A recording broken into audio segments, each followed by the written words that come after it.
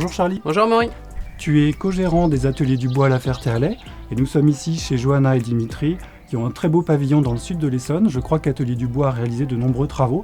Tout à fait. Alors ici on a réalisé un portail en aluminium, une porte d'entrée, des menuiseries ainsi que les volets roulants. Il y a un projet qui attire vraiment mon attention.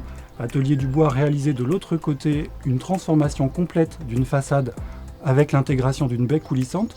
Je te propose qu'on aille rejoindre Dimitri qui va nous en dire un peu plus. C'est parti.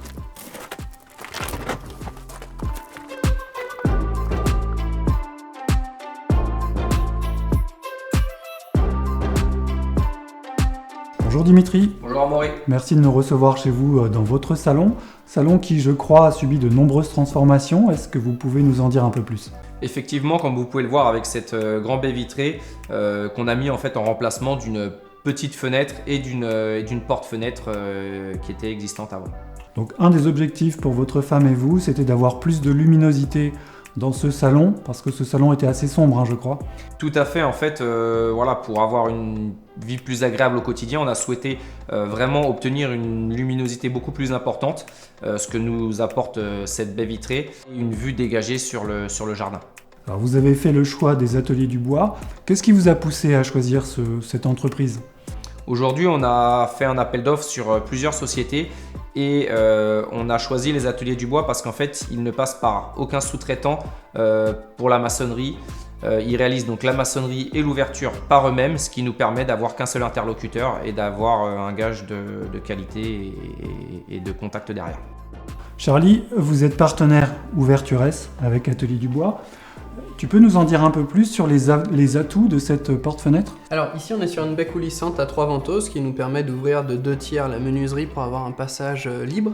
Ensuite on a un volet roulant incorporé très discret sur la partie haute. Et on a une fermeture 5 points de chaque côté. Donc sur chaque montant, à chaque extrémité de la baie, on a 5 points de fermeture pour une sécurité pour messieurs, dames et pour les enfants. On a un vitrage isolant thermique et phonique. Et pour finir, des montants extrêmement fins ici qui font 4 cm et laisser un maximum de luminosité et de vitrage. Donc plus de luminosité, plus d'isolation. Je crois qu'un des points essentiels aussi, c'est que cette baie est fabriquée en France. Exactement, elles sont fabriquées à Cambrai, ce qui nous permet d'avoir un gage de qualité avec une fabrication française. Réaliser de tels travaux, c'est quand même très important. Comment s'est passée cette transformation ? Effectivement, il y a beaucoup de travail. Il a fallu faire une ouverture en partie haute du mur pour positionner un IPN. Ensuite, on l'a scellé, on a fait l'ouverture complète et on a positionné la nouvelle menuiserie. Pour finir, on a fait le crépi en extérieur et les petits raccords de propreté en intérieur. Dimitri, comment se sont passés ces travaux de votre côté ? Alors, les travaux se sont très bien passés. Ils ont créé un sas en intérieur pour qu'on puisse vivre dans la maison sans qu'on ait de la poussière, etc. Et après, le chantier est resté propre et la pose et la finition est nickel.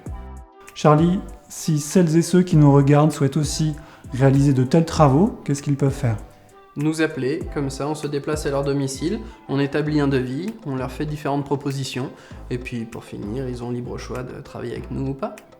Très bien, écoutez, merci à vous deux. Merci à vous.